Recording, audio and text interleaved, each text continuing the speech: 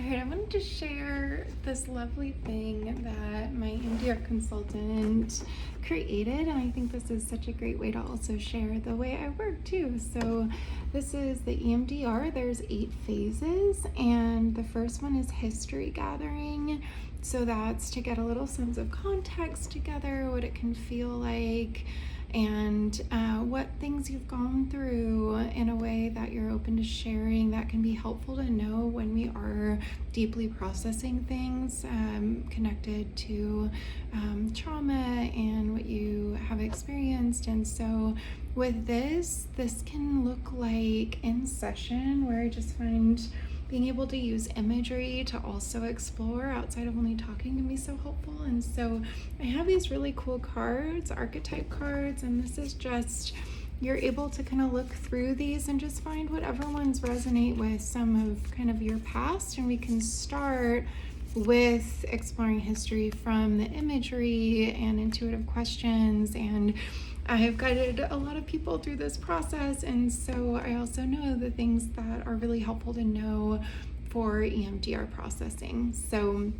that first one, history gathering, usually that's the first session, and also a little bit into the next session, and just seeing what comes up related to what you are wanting to work on and what you're wanting to feel different with. And then preparation is the second phase, and we kind of do these a little bit close together, but the phases where you are exploring things that are grounding.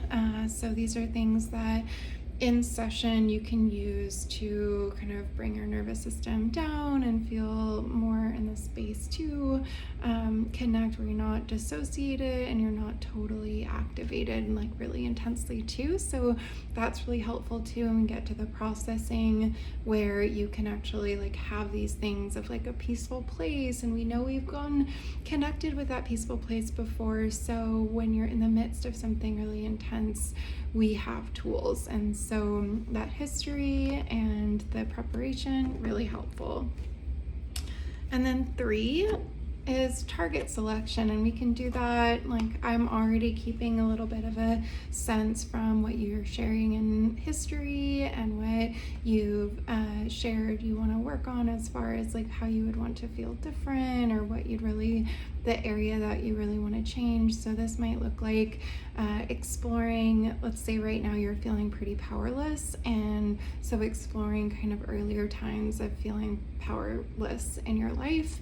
And then that's when we decide, okay, is there still a body sensation with that powerless sense and that time? And that might be a really good indication, especially earlier moments of feeling powerless when we didn't have the tools and sense of connection and safety that we might have now, to work on that, like the first time of feeling powerless.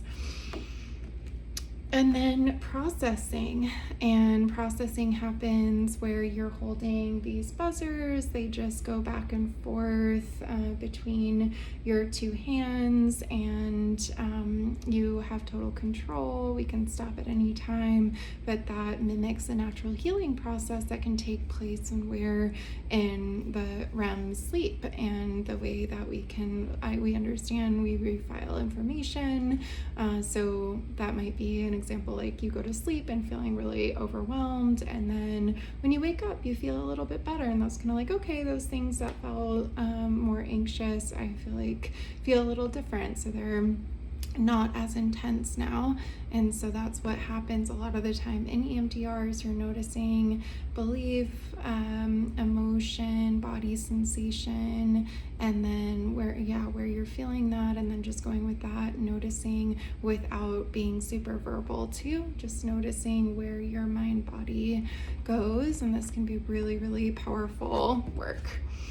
And then, so that's 4, and then installation, oftentimes there is this like powerful belief that can come up from what is processed. So if before you felt powerless, maybe now with this new sense of understanding and bringing kind of safety to that time, and also a lot of the time noticing like, oh, I'm feeling like more detached from that. It's not like it's happening right now. A lot of the time with trauma, if it's stored in a way where it was like to protect you, and so we're like, okay, well, anytime I hear a sound that possibly relates to that sound that I heard when something bad happens, then my body's just going to respond because it's protecting me. But now you likely will feel like a little bit more grounded and safer, and that comes with these new sense of, oh, I'm powerful, or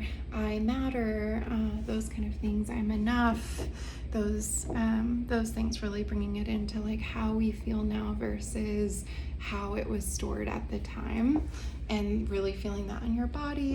And then the 6 is phase 6 body scan.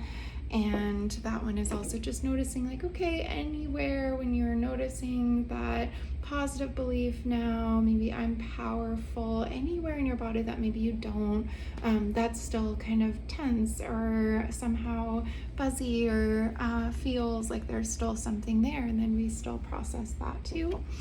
And then finally, closure. So that might look like doing some grounding together. That might look like if there's something that was brought up and felt like, oof, we don't have space and time to finish processing that, but let's put it in a container for now, knowing that we can come back to it, and also it's we can open up that container whenever it serves and you're in control. So I have some really wonderful tools for that.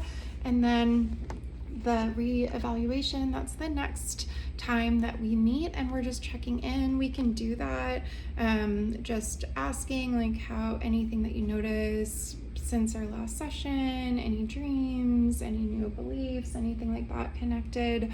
This also can be with a card, so like pulling a card and noticing if there's anything from that card connected to like what you've been noticing too. So I just love being able to bring in cards in some of these, especially when with trauma we sometimes don't have the words because that part of our brain associated with language, the Broca's area, can go offline. And so to have other tools outside of just words can be so helpful. So I hope that was helpful for you. Again, the phases, 8 phases of EMDR, and I guide you through every step. You're not alone, and we're always checking in on like how this is feeling for you, and we're processing the past to really feel different in the present, and to be there for your future self too. It's incredible when you're signing up for EMDR, you're also being there for that future self, having some hope of like,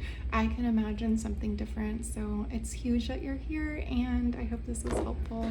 All right, feel free to reach out if there's any other questions that pop up. And I am Lucy, and I am an EMDR certified therapist and licensed professional counselor in Portland, Oregon, and I just love this work so much. And I also have done this work myself, so I know from the client perspective, and then also from being a guide in this process, and it's just wonderful. So take care.